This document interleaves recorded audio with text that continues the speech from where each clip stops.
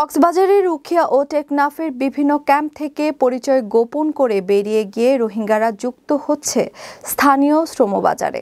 শ্রমের দাম কমানো সহ নানা বিশৃঙ্খলা সৃষ্টি করছে তারা। এতে ভোগান্তিতে পড়ছে স্থানীয় শ্রমজীবীরা, যার ফলে হুমকির মুখে পড়েছে স্থানীয়দের শ্রমবাজার ও শ্রম ভিত্তিক কর্মসংস্থান। কক্সবাজার প্রতিনিধি ওমর ফারুক হিরুর প্রতিবেদনে দেখুন বিস্তারিত। মিয়ানমার জান্তা সরকারের গণহত্যার মুখে প্রাণ বাঁচাতে বাংলাদেশে আশ্রয় নেয়া রোহিঙ্গাদের শরণার্থী হিসেবে থাকা খাওয়া সহ সার্বিক সুবিধার মধ্য দিয়ে আশ্রয় শিবিরে রাখা হয়েছে। তাদের রেশন প্রদানের পাশাপাশি বাড়তি আয়ের জন্য ক্যাম্পে নানা ধরনের কর্মসংস্থানের ব্যবস্থা করা হয়েছে। এছাড়া ক্যাম্পের আশপাশের বিভিন্ন বাজারে দোকান ও ব্যবসার সাথে জড়িয়ে পড়েছে রোহিঙ্গারা। অভিযোগ রয়েছে স্থানীয়দের মাধ্যমে বিনিয়োগ করেও বিভিন্ন ব্যবসা করছে রোহিঙ্গারা।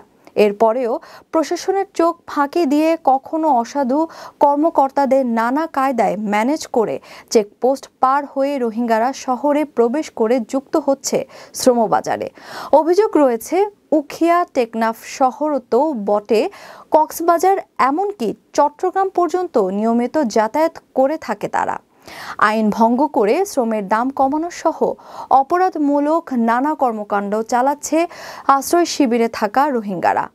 তাদের কারণে শ্রমবাজার অনিরাপদ হয়ে উঠেছে বলে জানাচ্ছেন স্থানীয় শ্রমিকরা। দিন দিন রোহিঙ্গারা বাড়ি যাচ্ছে, মানে ক্যাম্প থেকে আজকে 2 জন আসলে কালকে 3 জন আসে, পরশুদিন 5 জন আসে। ওইভাবে অনেক বাড়ি গেছে। এদের সাথে আমরা জুড়ে করতে পারি না, এরা উল্টো আমাদেরকে হুমকি দিয়ে যায় এখান থেকে।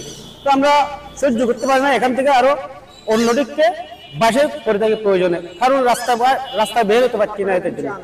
আজকে জুমগাছতলা আমরা কাজ করতেছি, 20-25 বছর ধরে কাজ করে যাচ্ছি।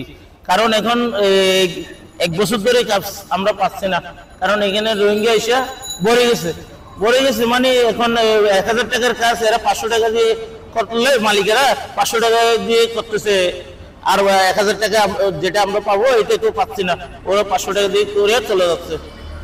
এটার জন্য 500 টাকা অনেক কিছু, আমরা তো এখন কাজ পাইতেছি না এদের জন্য। রোহিঙ্গার কারণে আমরা কাজ পাচ্ছি না। ওরা এখানে এসে চুরি চামারি করে, তারপরে এখানে এসে অনেক মানে ঝামেলা করে অনেক কষ্ট আছি আমরা।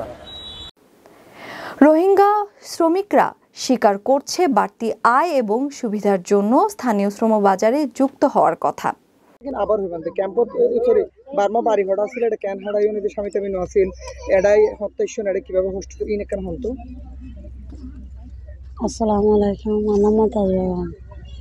তাই বার্মা মাঝে জামাই আসছে, সুন্দর করে হাইলাম, তারা কেমন মাঝে আয়রা জামা মরে গিয়ে এনা লাগলে ফালতু আলো দুঃখ তরি তো রাশন থাসানা হামাই গেলে, তাই এরা দুঃখ করে এরা হাই বেলা আসে দিয়ে। জি কেন আইসন কেলা আইসন এবং ক্যান্সলের হারা আইসন কেন আর ক্যাম্প বাদে দুঃখ কষ্ট বনে তৈলে গাঁরালা জল মাথা মানে 1240 টাকা করে হাইতে দিতে তৈলে ওখান 10 টাকা করি তৈলে আনলে আর চললে বলি দুঃখ তৈরি গিয়ে এই আনলে বলে আর ফরবা সম্বাদে দুঃখ কষ্ট করে হাইবার লাগলে আবি তৈলে আর সুন্দরী চলি একটা মনে ডানা আনে বইতো তৈলে আর সময় চললে আর বর্মার থাকি দিও সুন্দর চলি করে পাইছিলাম দুঃখদান করে তৈলে এখন দেশের তো নেড়া আয় না আর কে তৈরি কষ্ট তৈরি তৈলে বর্মার মাল আসিলাম দিয়ে আর খেয়ে থলা করে পেতাম, আল সাজ করে পেতাম, মাছ টাছ আয় পেতাম, জাল দাল মারি এটা সুন্দর মূলত কেয়ার নফন দে বাইতার লাইফ। জি এটা এর ক্যান্সলের লাইফ এটা আসলে আল্লাহ দিলে যা 3 দিন হয়ে তৈলে দুঃখ হচ্ছে 200 তো পাই 300 তো পাই না তো খাইলে এরা সরব বইতে চলি করে আয় বের আয় মাইমার ঠিক আছে আয় এসে দেরিয়র আপনার ওখানে গিয়ে না আয় এটা কক্সবাজারে হাসরম করে চলি। এই সমস্যার সমাধানে ক্যাম্প থেকে রোহিঙ্গাদের বের হতে না দেওয়ার পাশাপাশি স্থানীয়দেরও সচেতন হওয়ার কথা বলছেন রোহিঙ্গা প্রতিরোধ কমিটির এই নেতা।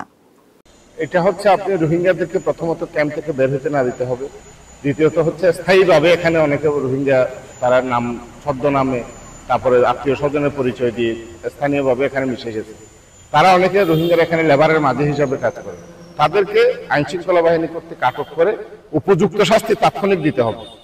তাহলে আপনার দৃশ্যমান শাস্তি দিলে তাহলে আর নতুন করে রোহিঙ্গা হয়তো আসার সাহস পাবে না। আর বিষয়টা হচ্ছে মানুষকে, স্থানীয় যারা মানুষ আছে তাদেরকে একটু সচেতন হতে হবে।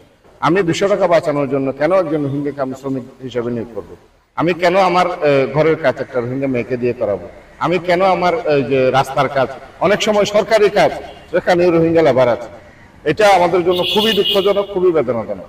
এটা আমরা কক্সবাজারবাসী কোনোভাবেই চাই না। কক্সবাজারের উখিয়া টেকনাফের 34টি রোহিঙ্গা ক্যাম্পে 11.5 লাখ রোহিঙ্গার অবস্থান। সকলের প্রত্যাশা নিরাপদ প্রত্যাবাসনের মধ্য দিয়ে রোহিঙ্গারা তাদের নিজ দেশ মিয়ানমারে ফিরে যাক, আর এরই মধ্য দিয়ে শ্রমবাজার সহ সর্বক্ষেত্রে ফিরে আসবে শৃঙ্খলা।